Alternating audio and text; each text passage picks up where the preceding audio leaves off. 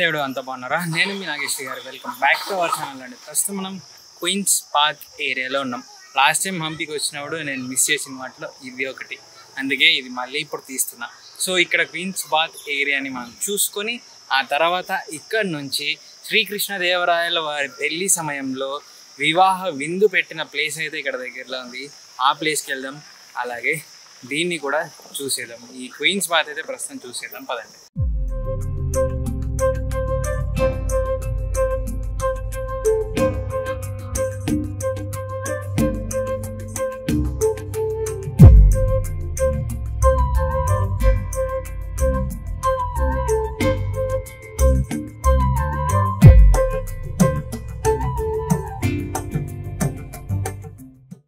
ఇదేనండి ఈ రాణి కీ బాత్ కి ఎంట్రన్స్. రాణి కీ బాత్ లోపలికి వెళ్ళడానికి ఎంట్రన్స్ ఇదే.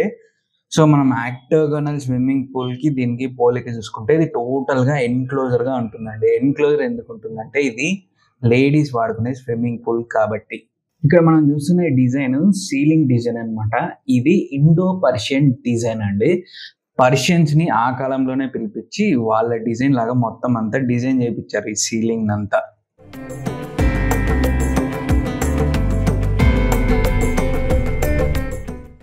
మనం చూసుకోవచ్చు ఇదే అండి మెయిన్ స్విమ్మింగ్ పూల్. దీని గురించి చెప్పేది చాలా ఉంది, ఒక్కొక్కటిగా చెప్తాను నేను. ఇంకా ఈ కన్స్ట్రక్షన్ గురించి చెప్పుకుంటే ఇది ఇక్కడ మనకు కనిపిస్తున్నదంతా ఇండియన్ స్టైల్ అన్నమాట. టెంపుల్స్ ఎలాగ ఉంటుందో అలాగ ఉంది. ఇంకా పైనకి వెళ్ళే కొద్ది పర్షియన్ స్టైల్లో ఉంది, చూస్తున్నారా? ఎవరైతే దీన్ని కన్స్ట్రక్ట్ చేసినారో ఆ ఇంజనీరు రెండు కల్చర్స్ ని అంటే రెండు కన్స్ట్రక్షన్స్ ని చూపించాలి అని ఇలాగా కన్స్ట్రక్ట్ చేశారండి అప్పట్లో దీన్ని.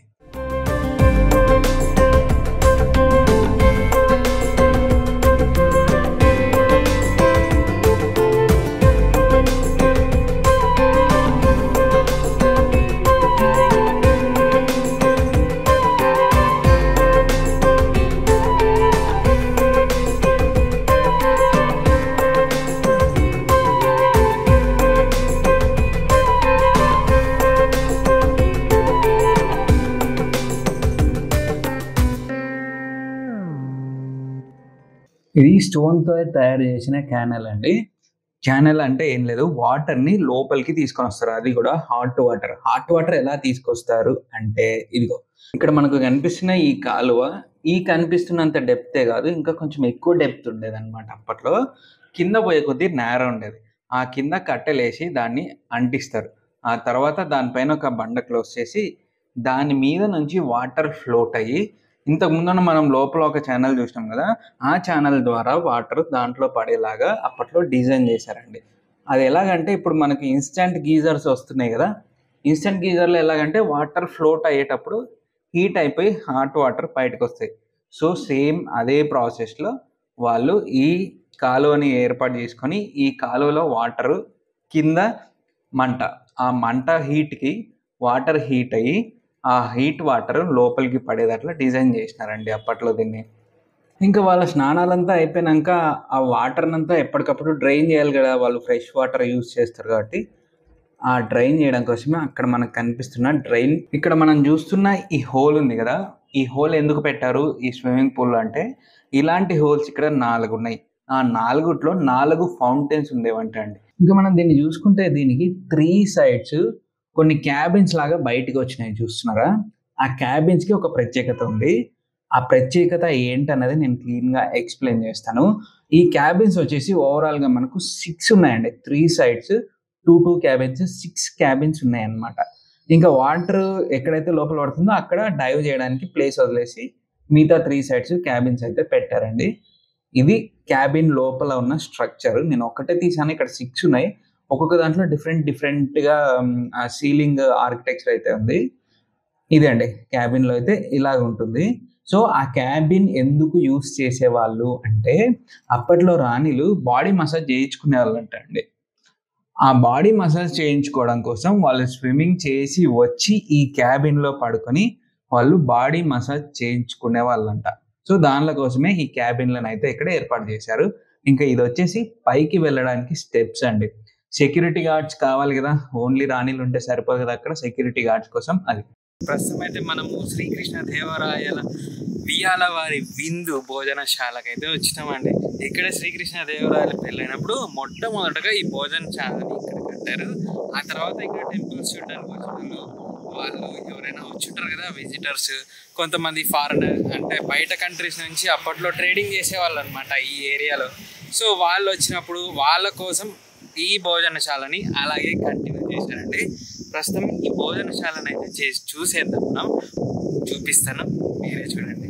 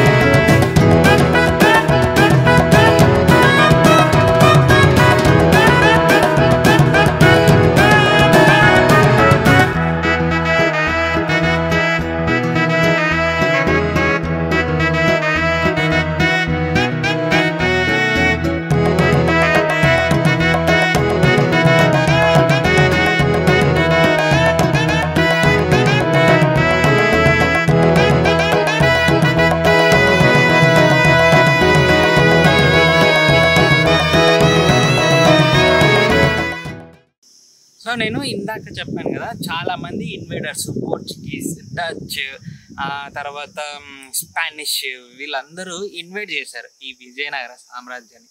అంటే బ్రిటిష్ వాళ్ళు మన దగ్గర ఏం చేశారంటే వ్యాపారం కోసం వచ్చారు. ఇవి మన స్పైసెస్ కానీ, బట్టలు కానీ, అలాగా అంటే సిల్క్ బట్టలు కానీ ఇవన్నీ వ్యాపారం చేయడం కోసమని వచ్చారు. వచ్చినప్పుడు వాళ్ళు ఇక్కడికి కూడా వచ్చారండి. సో వాళ్ళు విజయనగర సామ్రాజ్యానికి కూడా వచ్చినారు. వచ్చి విజయనగర సామ్రాజ్యం గురించి కథలుగా రాశారంట. అప్పట్లో ఉన్న కొన్ని బుక్స్ ఏమయ్యాయంటే దానిలోని మళ్ళీ ఈ మధ్య కాలానికి మళ్ళీ రాశారు. అంటే వాళ్ళు వాళ్ళ లాంగ్వేజ్లో, డచ్ లాంగ్వేజ్లో ఉన్న వాటిని ఇంగ్లీష్లోకి ట్రాన్స్లేట్ చేసి రాశారనమాట. సో అలా రాసిన బుక్స్ ఈ మధ్య కొంతమంది ఈ ఎరాకి సంబంధించిన వాళ్ళు చదువుతున్నారు. చదివి ఈ సామ్రాజ్యాన్ని అంతా ఒకసారి విజిట్ చేసి చూడాలని కొన్ని టైమ్స్లో, కొన్ని సీజన్స్లో మాత్రమే ఫారినర్స్ చాలామంది ఇక్కడికి వస్తారండి ఈ విజయనగర సామ్రాజ్యాన్ని చూడాలని. సో అప్పుడు ఫుల్ ఫారినర్స్, ఎక్కడ చూసినా ఫారినర్సే కనిపిస్తారు. ఇంకోటి ఏంటంటే ప్రస్తుతం నేను ఇది మే మంత్ అనమాట, May 12th ఈరోజు date. So May month full ఎండలు ఉంటాయి కాబట్టి అస్సలు ఫారినర్స్ ఇక్కడికి రారు. ఇది అస్సలు సీజన్ కాదండి. కానీ ఏంటంటే మనం తప్పదు, మనం సీజన్లో చూసుకోకూడదు కదా. అందుకే నేను ఏం చేశానంటే వచ్చేసాను. సో ఈ ఎన్ని ప్లేసెస్ మనం లాస్ట్ టైం హంపీకి వచ్చినాడు మిస్ అయ్యాం కాబట్టి ఇది మళ్ళీ తీస్తున్నాను అనమాట.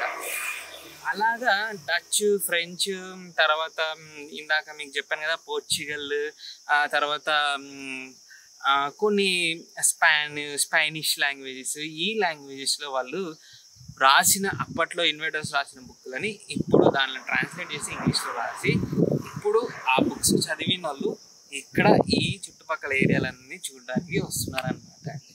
అదే అండి, ఈ ప్లేస్ని అయితే ఆల్మోస్ట్ ఆల్ ఇంకా నేను చాలా చూపించేసాను. కొన్ని టెంపుల్స్ స్కిప్ చేశాను, అవి అంతా అప్పట్లో ఫేమస్ టెంపుల్సే, ఇప్పుడు అన్నీ పడిపోయినాయి, లోపల దేవుడు లేడు, ఏం లేడు. అందుకే నేను స్కిప్ చేయాల్సి వచ్చింది. సరే, ఈ వీడియో కాదు అసలు హంపి సిరీసే ఇక్కడ అయిపోతుందండి. ఓవరాల్ హంపి అంతా చూపించేశాను. చిన్న చిన్న మాన్యుమెంట్స్ ఏమన్నా మిగిలి ఉండొచ్చు, ఒకవేళ అవి నేను చూపించకపోతే నన్ను క్షమించండి. ఇక్కడితో ఈ వీడియోనైతే ఎండ్ చేస్తున్నాను. అంతే అండి, హంపి సిరీస్ అయితే అయిపోయింది.